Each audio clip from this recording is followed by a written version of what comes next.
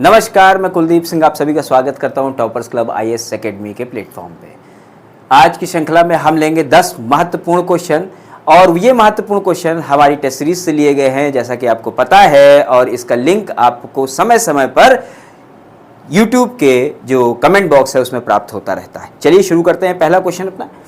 जब पहला क्वेश्चन लेते हैं तो क्या कह रहा है पहला क्वेश्चन, निम्नलिखित में से कौन सा संवैधानिक संशोधन भारत में पिछड़ी जाति के लिए राष्ट्रीय आयोग के गठन से संबंधित है। आपको पता है राष्ट्रीय आयोग की बात कर रहा है, राष्ट्रीय आयोग से संबंधित यहां पर पूछा गया संविधान संशोधन है।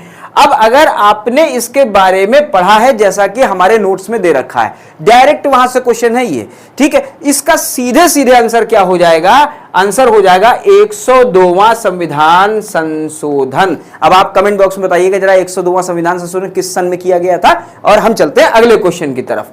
अगला क्वेश्चन क्या कह रहा है, निम्नलिखित भारतीय भाषाओं को मातृभाषा के रूप में प्रयोग करने वालों का कौन सा सही अवरोही क्रम है। अवरोही क्रम पूछ रहा है। अवरोही क्रम का मतलब आप जान रहे हैं, सबसे ज्यादा, सबसे कम, फिर कम, फिर कम, है ना, समझ रहे हैं। तो अवरोही क्रम पूछ रहा है। अवरोही क्रम में अगर आप देखेंगे तो सबसे ज्यादा इस्तेमाल करने वाले लोग कौन हैं, बंगाली हैं, उसके बाद कौन है, मराठी है, उसके बाद कौन है, तेलुगु है, उसके बाद कौन है, तमिल है। देखिए सही कूट का चयन करें तो इसका मतलब क्या होगा, 1 2 4 3। हम देख लेंगे किस ऑप्शन में, 1 2 4 3, 1 2 4 3, ये ऑप्शन संख्या हमारी बी हो जाएगी। यहां पर बी यहां दे रखा है, प्रिंटिंग मिस्टेक है, अधिकतर हो जाती है, इसको आप सी कहिए या बी कहिए, लेकिन हमने आपको आंसर कैसे निकालना बताया, आप ऐसे ही आंसर निकालेंगे। आपको यह पता होना चाहिए जनसंख्या के अनुसार पूछा गया है। चलिए आगे बढ़ते हैं।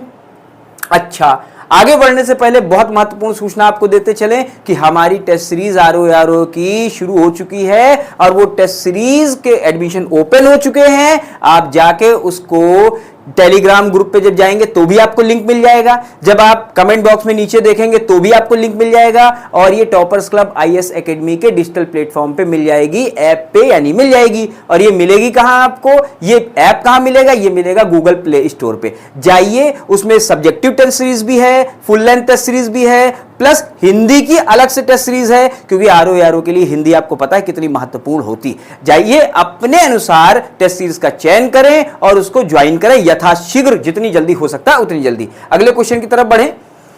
क्वेश्चन संख्या 3 क्या कह रही है, निम्नलिखित में से भारत के संविधान में उल्लेखित भाषाओं के बारे में क्या सही है। हमें पता है कि 8वीं अनुसूची में संविधान में भाषा के बारे में बात की गई है। तो पहला हम आंसर पढ़ना शुरू करें, राज्य भाषाई अल्पसंख्यकों को प्राथमिक विद्यालयों में शिक्षा के माध्यम के रूप में उनकी मातृभाषा चुनने के लिए बाध्य कर सकता है, नहीं, बाध्य नहीं कर सकता है। उसके बाद क्या कह रहा, आंगिक अब संविधान की 8वीं अनुसूची में सम्मिलित है, नहीं, आंगिक भाषा अभी भी संविधान की 8वीं अनुसूची में शामिल नहीं है। उसके बाद हिंदी भारत की राष्ट्रीय भाषा है। आपको ये तो ज्वलंत मुद्दा है, ये तो पता ही होगा कि हिंदी राष्ट्रीय भाषा नहीं है, बल्कि क्या है, राजकीय भाषा है। देखिए, राजकीय भाषा और राष्ट्रीय भाषा में कंफ्यूज होने की कोई आवश्यकता नहीं है। राजकीय भाषा यानी कामकाज की भाषा, सरकारी भाषा, अंग्रेजी और हिंदी दोनों है, लेकिन राष्ट्रीय भाषा नहीं है। चौथा क्या कह रहा है, बोडो संविधान की 8वीं अनुसूची में स्वीकृत भाषा है, बिल्कुल सही है, और हमारा आंसर क्या हो जाएगा, ये हमारा आंसर सही हो जाएगा। अच्छा, अब आपको बताता चलूं, ये 8वीं अनुसूची में 22 भाषाएं हैं, इन भाषाओं को जोड़ने का संविधान संशोधन का क्रम भी आपको याद होना चाहिए। यह आपकी जिम्मेदारी है कि उसे याद करें, और वो हमारे नोट्स में प्रोवाइड किया गया है। आगे बढ़ें। आगे क्या है, भारतीय संविधान के प्राधिकृत हिंदी पाठ को निम्नलिखित संविधान संशोधन में से किसके द्वारा प्रकाशित करने के लिए अधिकृत किया गया है।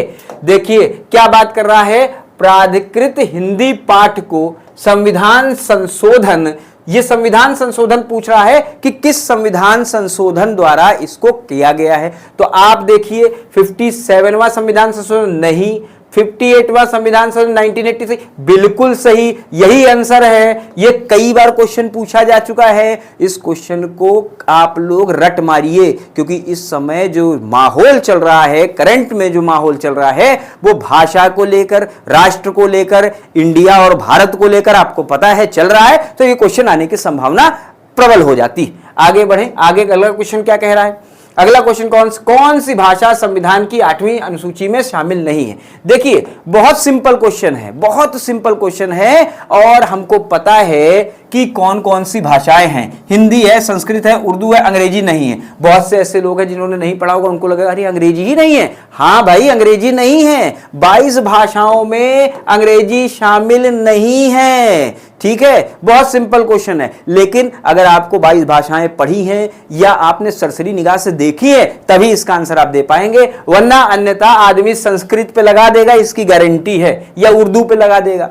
ठीक, आगे बढ़े, आगे क्या कह रहा है। आगे कह रहा है भारत में राष्ट्रीय आपातकाल की घोषणा करने का अधिकार निम्नलिखित में से कौन नहीं, निम्नलिखित में से कौन नहीं है। मतलब क्वेश्चन को जरा दोबारा पढ़िए। क्वेश्चन क्या कह रहा है। क्वेश्चन कह रहा है आपातकाल की घोषणा का आधार पूछ रहा है, आधार पूछ रहा, आधार कौन नहीं है।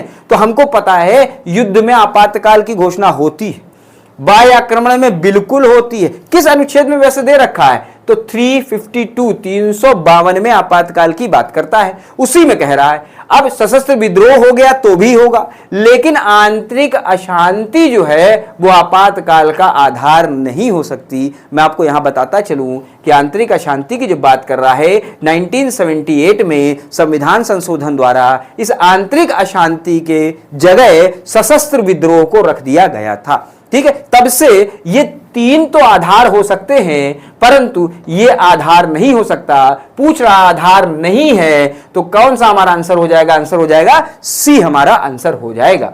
आगे बढ़े क्वेश्चन संख्या 7 की तरफ।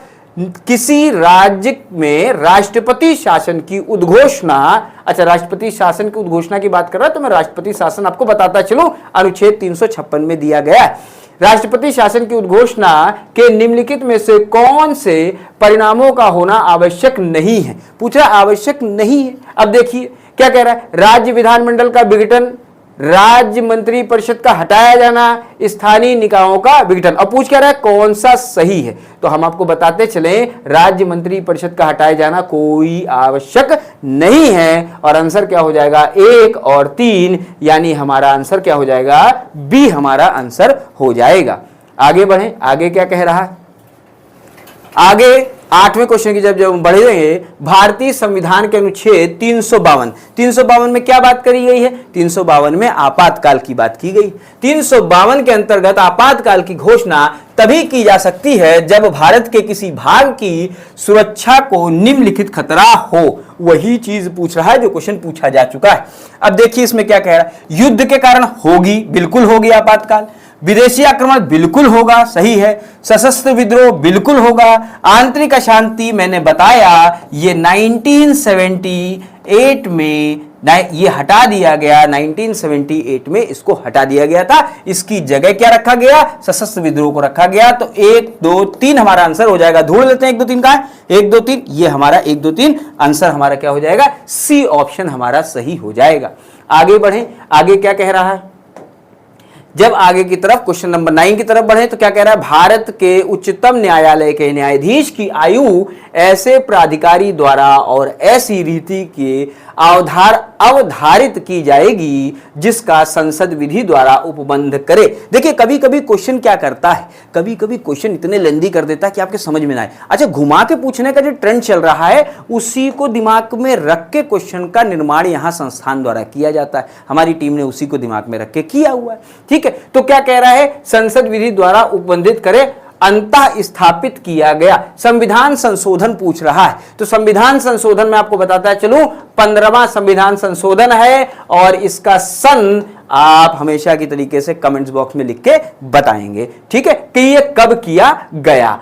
ठीक है, आगे बढ़े क्वेश्चन संख्या 10 के लिए देखते हैं। क्वेश्चन संख्या 10 को लेते हैं। भारत के संविधान के अनुच्छेद 368 के अनुसार, 368 का 2 है, ठीक है। अच्छा, आपको सारे अनुच्छेद याद होने चाहिए। अगर अनुच्छेद नहीं याद है तो पॉलिटी का आपका सेगमेंट बहुत खराब जाने वाला है। आप सारे अनुच्छेद, अच्छा कितने अनुच्छेद याद करने हैं, कितने नहीं याद करने हैं, इस विषय में मैंने विस्तृत रूप से जानकारी दे रखी। आपको नोट्स में जितने अनुच्छेद मिलेंगे उतने तो कम से कम याद ही होने चाहिए।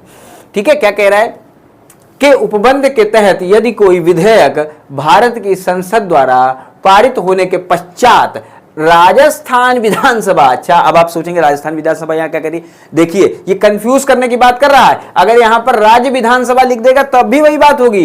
राज्य विधानसभा के पास संकल्प के द्वारा अनुसमर्थन के लिए आता है तो वो क्या कर सकती, देखिए क्या कर सकती है। राज्य विधानसभा संकल्प पारित कर सकती है, ठीक है, सही है। राज्य विधानसभा संकल्प अस्वीकार कर सकती है, ठीक है, ये भी सही है। ऐसे संकल्प में कोई संशोधन प्रस्तावित नहीं किया जा सकता, ये भी सही है, बिल्कुल सही बात है। अब देखिए यहां क्या कह रहा, सही उत्तर चयन करने की बात कर रहा है, तो हमारा सही उत्तर ए बी सी तीनों सही हो जाएगा। ध्यान रखिएगा, इस तरीके के क्वेश्चन कंफ्यूज करने की बात करते हैं, लेकिन इसका आंसर जो होगा वो डी ही होगा। आगे बढ़ें, आगे 10 क्वेश्चन इस प्रकार से समाप्त हुए। कोई शिकायत हो, कोई सुझाव हो तो आप दिए गए कॉन्टैक्ट नंबर पे शिकायत और सुझाव कर सकते हैं। यूट्यूब पे आप हमारा अगर वीडियो देख रहे हैं तो उसको लाइक एंड सब्सक्राइब करिए।